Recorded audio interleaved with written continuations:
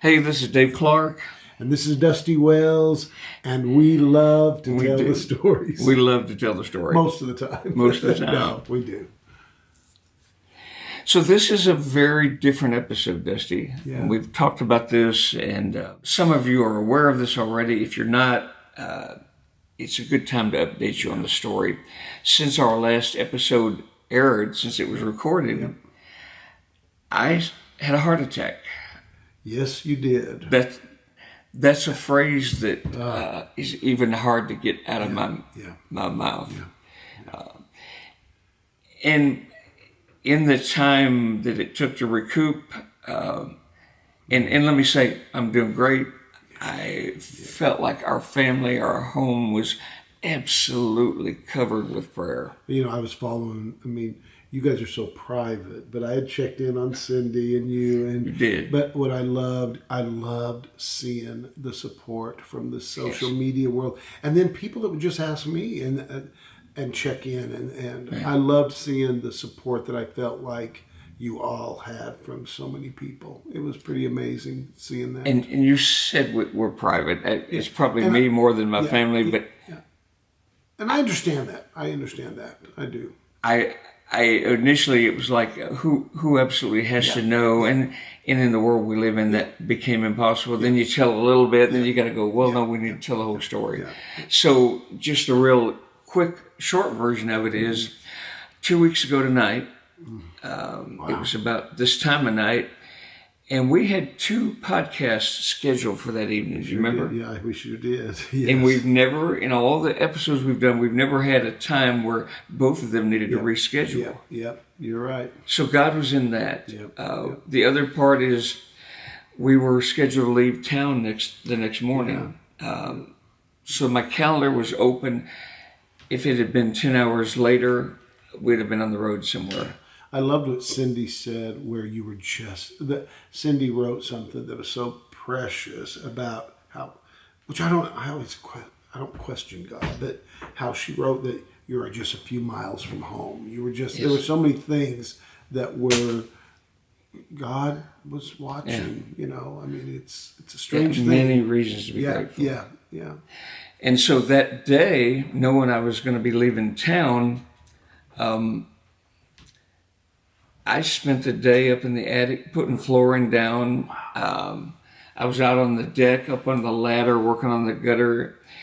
And even that, you go, well, that's kind of crazy. But the blessing of that is, I think it accelerated whatever was going on. And I'd never had any heart issues. And so we would have been, if it had not happened like it did, again, we would have been out of town. We'd have been... And so it was about 7 o'clock at night, and everything I had ever heard about a heart attack, it felt like an elephant had decided to sit on my chest. But I don't want to go to the emergency room if it's imagined. You know what that's like. Yeah, I do. I don't go to the doctor. So about, I think 7 o'clock, Cindy said, do I need to take you to the ER? And by the time she said that, I was already reaching for my shoes. Yeah. I remember walking to the car, and I don't remember getting to the hospital, and it was 2 miles away. It was that intense, a little scary, a lot scary. Yeah, I bet, yeah. And we got there, and I found out later that she pulled up to the ER door, and there was just a random somebody had forgotten to bring a wheelchair. That was one of the things that she said in her when she was sending out to people. I thought, that's God. And I don't remember any of this, but she also said that she ran in and screamed for a doctor to come, and that she happened to notice out of the corner of her eye 3 people with their head bowed. And later on that evening, as she went back through, they said, we just want you to know we're praying for your husband. Oh my gosh. So we got in there. This is what they told me. They did the arteriogram. They did the stents. They found 90% blockage in one artery, 85 in another. And wow. You say, well, how do you find that to be a blessing? Yeah. It's because it was only 2 veins. Yeah, that's right. 2 That's arteries. The truth. We were 2 miles from the hospital. We weren't out of town. We would have preferred to keep it quiet. Jaron Davis, as you know, yes, Jaron's been through this. Jaron called and said two things. One, he said is, "Hey, just so you know, I'm going to come to your house and bring you the greasiest cheeseburger I can find." And the other thing he said was, "You know, at our age, when it's hard to let stuff out about your physical condition because people think you're old enough to be dead anyway." So, okay, that's pretty funny. That's true. That's Jaron. That is Jaron, all the way. So, what's the reason for tonight's episode? While I was in the hospital, and they kept me a little longer, they said there was a little bit of damage. They weren't worried about it, and I'm certainly not worried about it. But I began to think about, did I tell the story? Yeah. Did I leave any stories untold? Yeah. And I began to think about this podcast, and we got into this because we love to tell the stories. We love to tell the story. Things that people haven't heard. But we also got into it because we feel there's a historical aspect to telling some stories that might not get told otherwise. Yeah, that's so true. And we've had a lot of interviews that were their first interview they ever did. And they end up telling stuff that ministers to so many other people that they've never told. Yes. Which I love. That's what I love. Yeah, there have been some other interviews. And I remember what Billy Blackwood said. He was our second episode that we did. And he came back after he heard the episode. And I don't think he'd mind me sharing this, but his comment was, "I sure hope this is available to my kids after I'm gone." Yeah. I do remember that. Yeah. And we've had other artists, and not just artists, guests that have said similar things like, "I need to be reminded of that." I've heard from a couple of, as I told that story, I thought, I need to be reminded of that again, which that's what this is all about. Yeah. So here we are, 2 weeks from the day, and I'm sitting here, I'm feeling fine, I'm breathing better, and I felt like maybe it was time to go back and just spend a little bit of time revisiting some of the reasons why we feel like it's important. I totally agree. I love the story. I love it when we each get to share our hearts and our stories, and just be reminded once again of why we do what we do, why we've done what we've done, and I love this.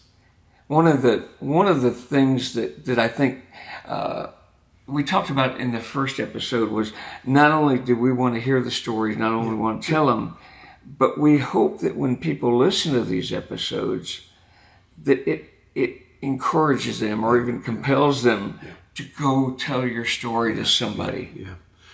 You don't know who that's going to help. Right? Also, I do believe that the older I get, and I know you're a lot older than me, but I do believe, I really do, sometimes by telling the story, and I've heard this from great writers, great people who communicate well, by telling your story, sometimes just being reminded of your story, how it helped. I know every time I tell my story, it reminds me of where he's brought me from. It reminds me of stuff, but it also pushes me to think, I do have some stuff to learn, and I want to grow through this. And it reminds me of just the faithfulness of where I am on this journey.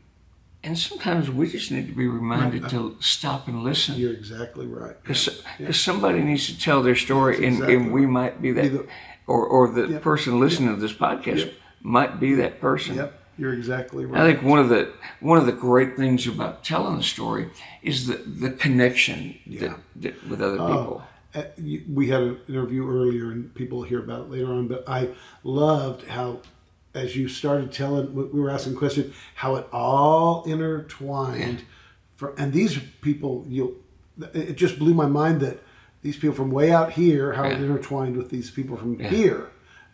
It was just pretty incredible. And you've known people, and I have too, that if you say, "Man, I got the coolest car," they say, "No, I got the coolest car," and they start telling you a story about their car. You're right. You're exactly right. Yep. Guitar players tell the story about their guitars. Yep. Oh yeah. Some people tell the story about their cowboy boots. You're exactly right. That's so true. They do. They want to share their stories, and sometimes they just need that little nudge, and that's what I think God has really empowered us and enabled us to do, is to kind of just remind these people, hey, your story's important, and it's going to touch somebody's life. I really believe that. Yeah. So, And when I tell you a story and you're listening or vice versa, you're thinking of a story that you can absolutely identify. What happens when we're done? We've got a connection that maybe we didn't that's have. exactly right. And that's how we started this at lunchtime when our lunch meetings and our lunch talks.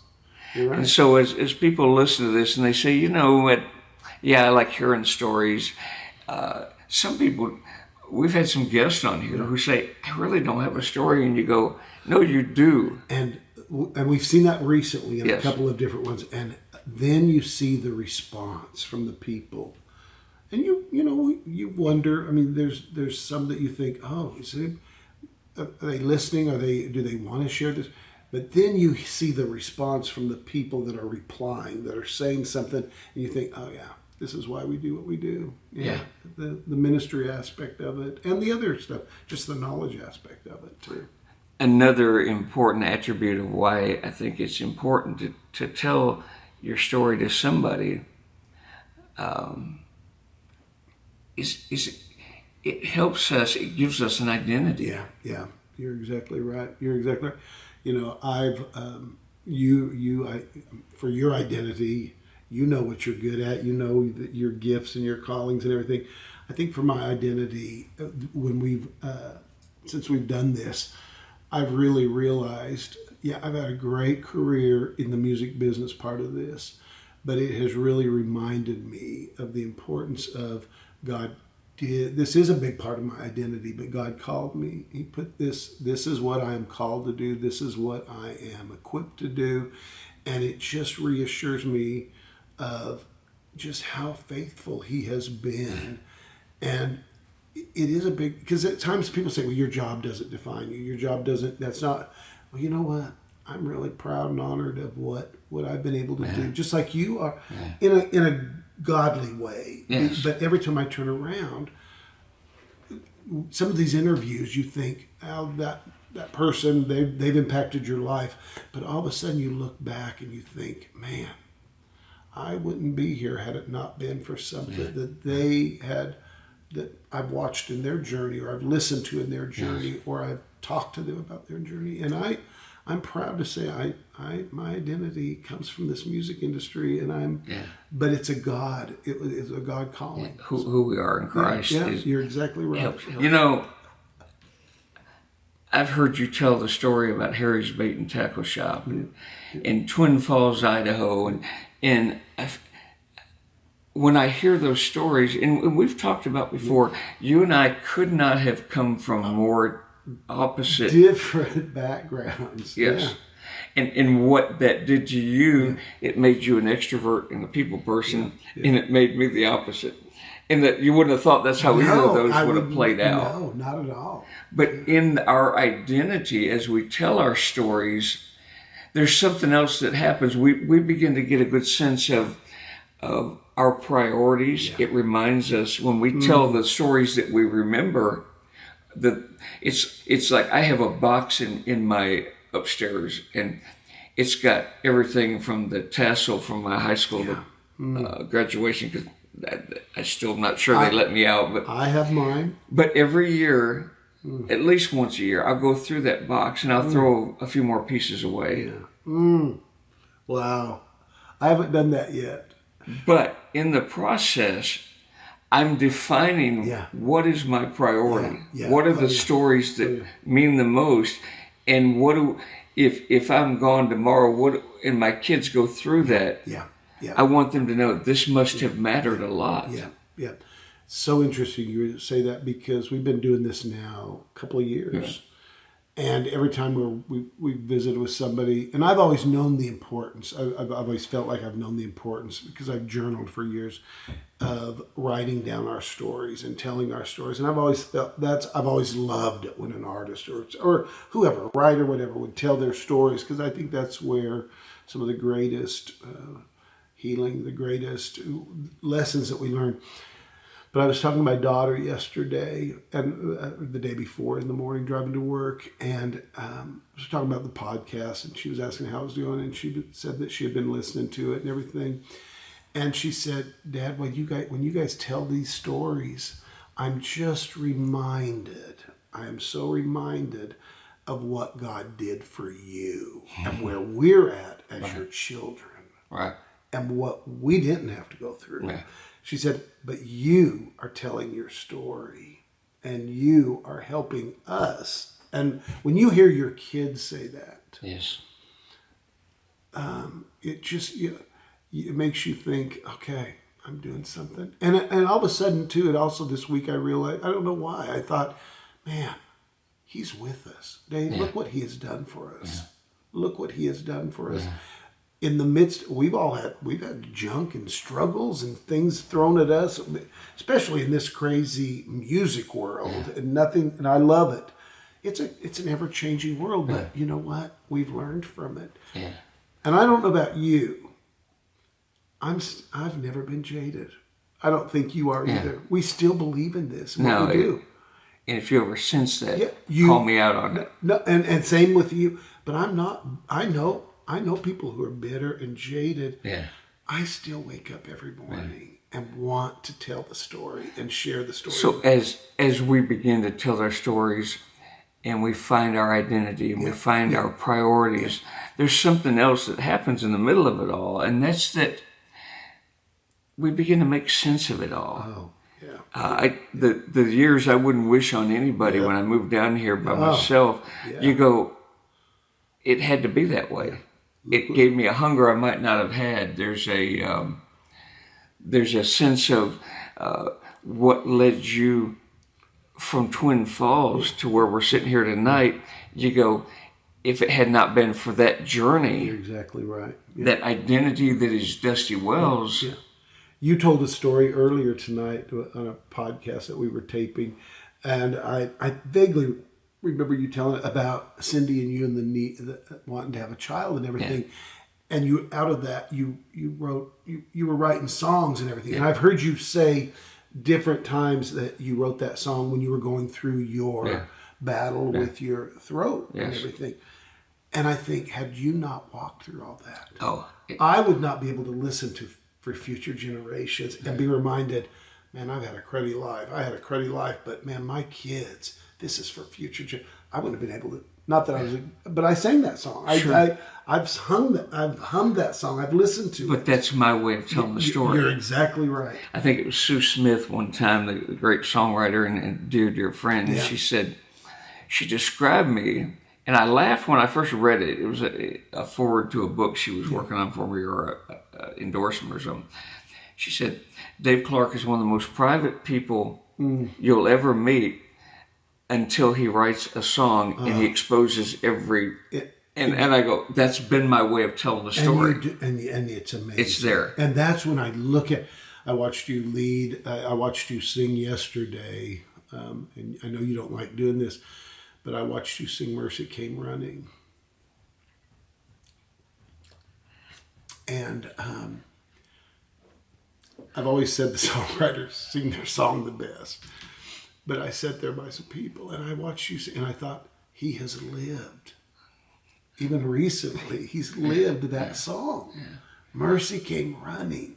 What you said about your daughter, you look back and you say, okay, yes, it helps me, the identity, it helps me make sense of the past. Yeah. But I think it also enables us to, it's a legacy aspect. I believe it. Your daughter's hearing. And I think the blessing of what I do, I'm not going to be able to leave my kids a lot of money or anything like that, but they're going to know what I was feeling in every stage of my life because I told the story. That will carry on to their kids, to those other kids. That's what I love about it. I've often said, I say it all the time, is how important our stories are. I've been working on a book for years, and you're probably going to help me finish it. I've been thinking, but the part of it is writing our hearts, writing down our hearts, and telling our stories. It's that's what's so important, because that's a big part of our legacy. Yeah. And it doesn't matter if it's been good or bad. I chose being an abused kid, being just all kinds of junk. I decided I didn't want to go through life and end up like some of my family Yeah. who I love. Yeah. I thought, I'm going to deal with it Yeah. now, and I'm going to talk about it. Yeah. I don't tell everything, But that's our legacy. but that's my legacy. And I know that I can help other people by just sharing. Yeah. It doesn't have, you don't have to tell everything, but you can tell enough to know if Dusty Wells, if Dave Clark, if we can walk through this stuff. And we're not supermen. We're not well, Cindy and Levon probably think we are. But. I'll be honest, I don't know. I didn't grow up around any Jewish people. Yeah. I don't know a lot about the Jewish faith. But one of the things I do know that I love is that part of the Jewish faith is to rehearse the story of God's faithfulness. Yeah. And their holidays are celebrating what God did in the past. Exactly. And they rehearse that. They repeat it. They tell it. Their kids memorize it. And we... At our house, you mentioned my throat thing. I don't talk a lot about that. But, and if you knew me a long time, you would know this story. But 19 years, it was a throat disease. Gosh. And it's in every song I've ever written. Yeah. At our house, we celebrate because the miracle of the healing came May 1st on 1990, I'm sorry. Yeah. So in a couple of weeks, we're going to celebrate at my house 35 years of healing. Now, that's longer than our kids are old. Yeah. And every May 1st, they know that we're going to celebrate as a family what God did before they even came along. Yeah. But that's where they understand. I think that's the legacy. That's the legacy. That's where they understand. It imparts in them the faithfulness of God. The faithfulness of God. And I love that. That's what we're supposed to be. I wish I could tell every person that they all have a story. Yes. They all have a story. I've heard, how many times have you heard people say, oh, I don't have a testimony, I don't have a story, I've just been... No, there's parts of your life where you have a story. You have a story. Back when my father was still alive, I think it was a borrowed video camera because it wasn't... The technology wasn't as easy as we have it now with a phone. Yeah. I went out to Mom and Dad's house, and I set up a camera, and I said, can I ask you some questions? I asked them what their first house payment was, and what it was like when they found out they were expecting their first baby, and then their second baby, and what were some of the lessons that, you know what, I didn't know I was going to lose my dad, but I'm so thankful for that video that my kids will have access to. I love that we're teaching. I love that, Dave. Christmas time this year, my kids have always been pretty honest. Yeah, I think that's because, I'm pretty honest. I mean, I am. I love sharing my story. Not there again. You know the parts you need to share and everything. Stephanie for Christmas got me a book, and she got her mother a book where you write down all this stuff, and then there's a place in there for a video thing. And I thought, this makes me happy because she knows I've taught her and the other kids. They know the value they want to pass on to their own kids of the value of. We have those that my parents filled out for my kids. See, I absolutely love that, man. Yeah. Man, I just think that's the coolest thing. And you know what you talk about? Well, I don't want to tell all the story. There's an old joke, and I probably won't get it right, but the old lady stands up in church to testify, and she starts telling. The preacher goes, "Tell it all, tell it all." She keeps talking, "Tell it all, tell it all." She keeps talking. He says, "I don't believe I told that." That's right. You're right. You're right. So there's that aspect of we get to edit our story a little bit as we go, and it's not. There's just certain things that you just don't tell, but you can tell enough that a person can relate to it and say, "Oh, if he's experienced that, or if she's experienced that," and that's where the healing can. If they, I'm a firm believer that, and I'll tell you what's really strange. Well, you know this. All of a sudden, you find yourself telling your story, and all of a sudden, you realize, I'm stronger than I thought I was. Yeah. Or I've overcome some stuff. And that's another aspect too of why I hope that people listen to this and go, you know what, I'm going to tell a story.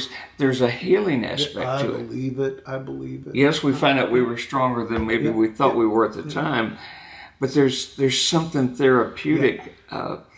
People paying top dollar for therapists. I think from these, how many have we done? How many? This is 42 today. I was thinking when you started saying that today. Think about after we've done some of these, how much people have said, "I've never told that story, but boy, that sure helped me." I mean, how many times have we heard that? Yeah. Yeah. You know, Reba wouldn't mind me saying this. I remember Reba's interview. Well, Billy, first one. Well, I mean, she told some stuff in a great way, in a Christ honoring way. Yes. And afterwards, I remember her saying, "Man, that helped me to share that." Yeah. I mean, it's healing. It's healing. It is healing for us. I know it's healing for me, even sitting here tonight thinking, it just feels good to let a little bit of our stories out, because that's what this is all about. That's what this journey is all about. You know. So another aspect to the importance of telling stories is what we've touched on a little bit, but it encourages somebody else to tell their story. Yeah. And that's what we both love. That's the goal. Because there's a girl that I went to high school with, and I've been out of high school for a week or so it's been a while. I figured a couple of days, yeah. And one of our connections is that, you know, I grew up in a little town, and so everybody knew everybody all the way through. But her mom was my room mother back when you know, they had room mothers. Yes. Yeah. So several years ago, I got a email from her, and she said, "Hey, my mom's a published author, and she wanted you to have a copy of the book." And so I wrote back, "Talk to me. Tell me what because I knew her mother was pretty old at that point, and she said that in her mother's Sunday school class, they went around and had everybody write one story of their life growing up. And they published those in a self-published book so that they all could give them to their grandkids for Christmas." I just love that kind of stuff. I think that, yeah. And because she knew I was a writer, her mom wanted me to have a copy of that. See, I love that. Man, first of all, that's brilliant on the church's part. Brilliant, it is, yeah. And then secondly, you go, she got to tell her story. Yeah. She got to pick one story. Yeah. And I bet that did more for her than a lot of stuff in life. Yeah. You're sharing that part of your heart. You're sharing part of the story, and it's going to leave a legacy. We talk about that all the time. It's going to leave a great legacy, you know. Then there's the education aspect of it as well. Yeah.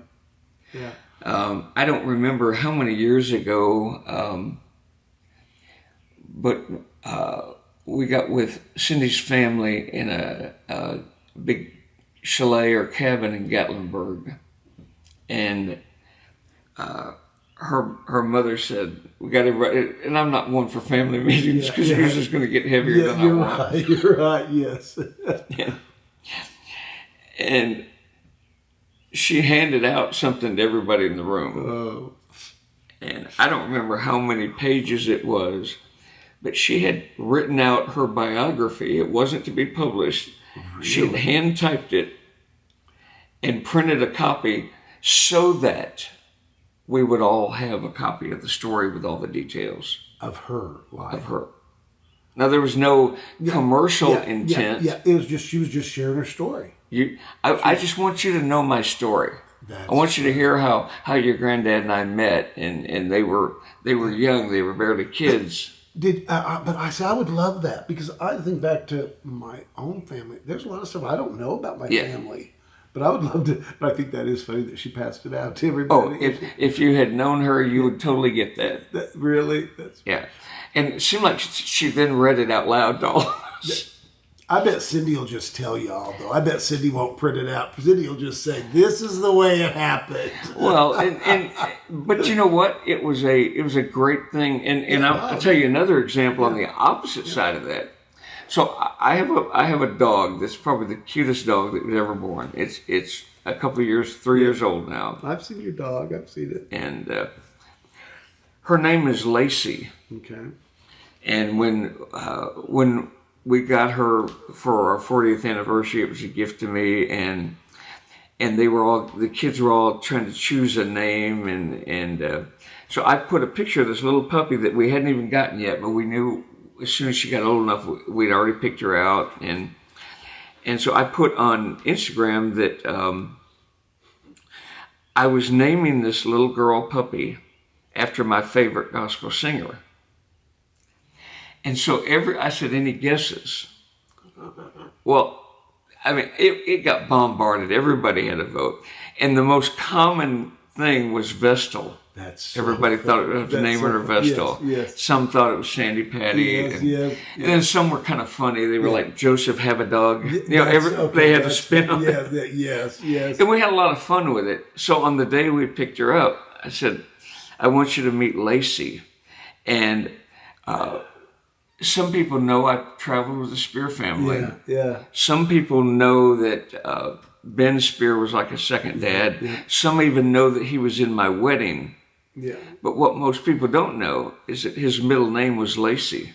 Okay, I love that. Ben Lacey Spear. That's so now, funny. back in that day, that was a man's name. Yeah. Well, nobody saw that coming. That's education. And so to appease my oldest daughter, on the paperwork, it says Lacey Vestal Clark, because she wasn't going to let Vestal go. That is so funny. Okay, now here's the payoff to the story. That is so funny. So I call Steve Spear, Ben's son. Yeah. And I say, hey, what's the story behind Lacey? What's the story behind that name? And Steve would laugh. He'll hear this, I'm sure. Yeah. And he laughed. He said, I don't think I ever asked him. Really? And it didn't matter, except that a piece of the puzzle got lost. Because, I mean, that is nothing. It's an odd middle name. It's an odd name. Yes. I mean, I've heard Lacey J. I've heard a country singer, but Lacey, For a man. Yeah. There has to. You want to know the story? I want to know, and I will never. No one will ever know. If Steve didn't know it, nobody will. That's so fun. Yeah, that's true. Yeah. So there's the education and what the pieces that we leave behind. There's a reason why this happened and this happened, and there's a reason why. And I want my kids to know the story. And I think I wouldn't say obligation, but I would hate to think that I would go to my grave at some day and leave pieces of my story untold. Right. See, and I love that.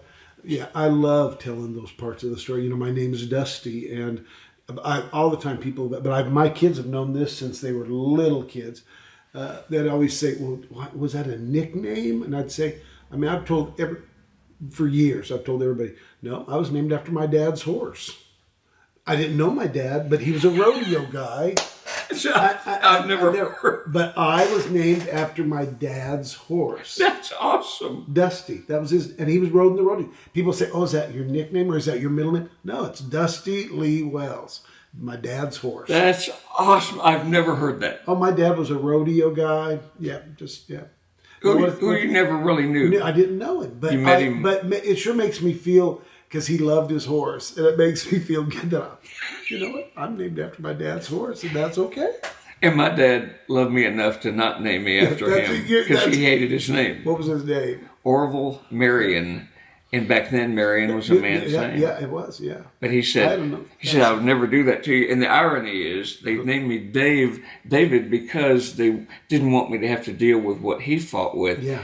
And then I take on a career as a songwriter, and we find out early on that we're not getting royalties that we thought we should have, and they were going to Dave Clark of the Dave Clark Five. Well, my mother thought you after it. That's right. She was on the. See, there it is. Yeah. My mother thought he was Dave Clark of the Dave Clark Five when I said, do this podcast with his mom. Dave Clark, I know that name. There's another piece of my story that's a treasure. There are a couple of things that, like before my grandmother died, my dad's mom, she sent me a package. And back when my dad was in the Air Force, you could go in a booth for $1 and record a song. Wow. And they would spit out this acetate pressing, and they put them in these envelopes, and he addressed it, and he would talk to her on the front of those.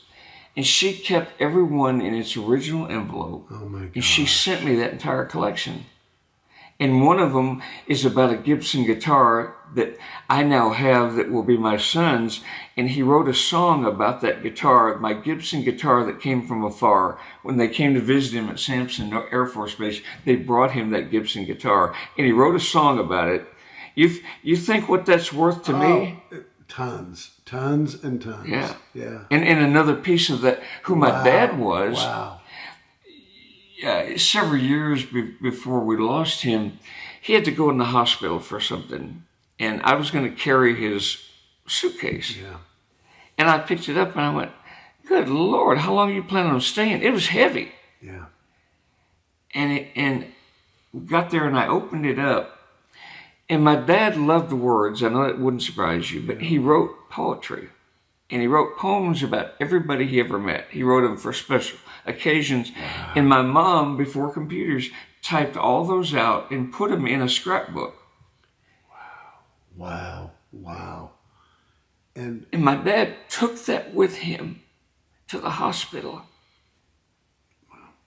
And I didn't even have to ask why. Yeah. Because if somebody came in, he wanted to be able to show them, this is my story. Woo. Yeah, man. I mean, it's the truth. Yeah. Everybody, they all have stories. And we all need these stories. Yes, we do. I need to hear them again. There again, every time it ministers to me, it challenges me, it pushes me, it provokes me. These stories do. So it's not only our identity, it's not only education, not only our legacy, it's the other aspect of it. We talked about the Jewish people, but it's our story of faith. Oh man, the ministry aspect of it, and there again, it pushes me.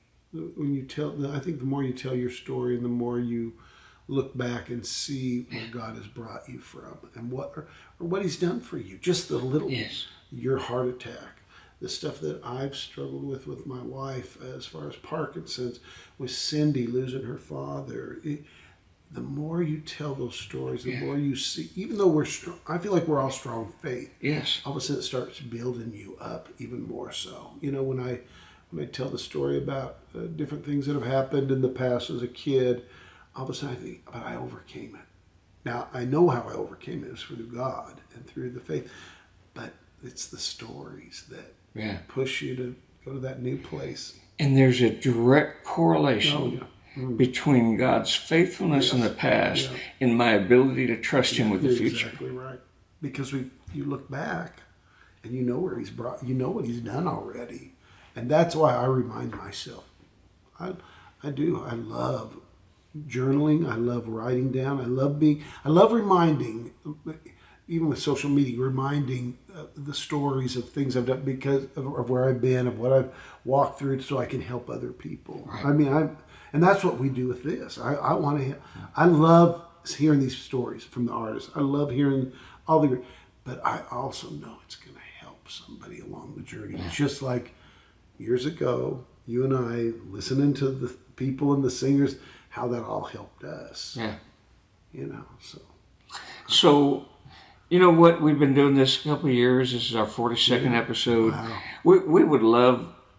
This is not a financial thing. It's a lot of work. We feel like it's a call. Yeah, we would love if you don't know this, how much you wouldn't believe how much it would help continuing this podcast. Just subscribe to our YouTube channel. You're exactly right. Subscribe to our YouTube channel. Check out our Instagram. Check out our Facebook. I love to tell the story.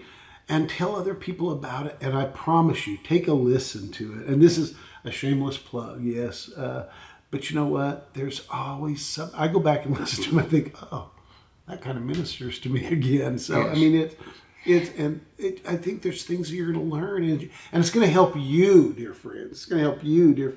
You have a story. Yes. You all have a story. And we hope that more than anything else, it encourages them. Yeah. Even if it's a piece of the story. We don't have to know how the story ends. No. I look back at so many of the interviews of just God using ordinary people in ordinary situations to get these people to where they're at today. And man, I love that we get to tell the story. I really do. So that's our podcast for tonight, it is. and that's the reason why We love to tell the story. stories, and we Thank want you. to hear your stories. Thank you so much for joining us.